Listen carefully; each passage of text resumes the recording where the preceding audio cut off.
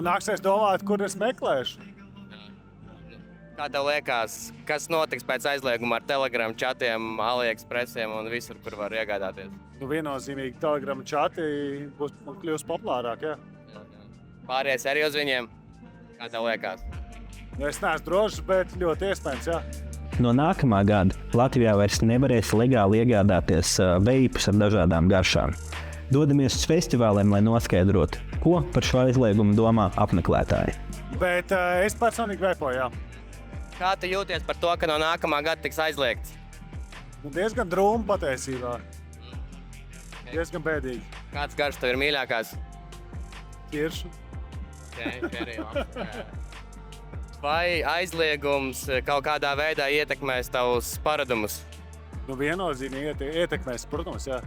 Vai papildus tu pīpē cigaretes vēl kaut kādas? Nē, es cigaretes nepīpēju, nē, tikai veipu. Tikai veips.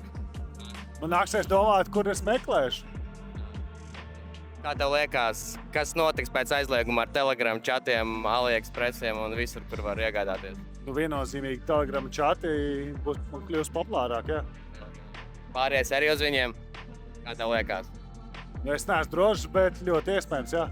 Savu viedokli par garšu aizliegumu raksti komentāru.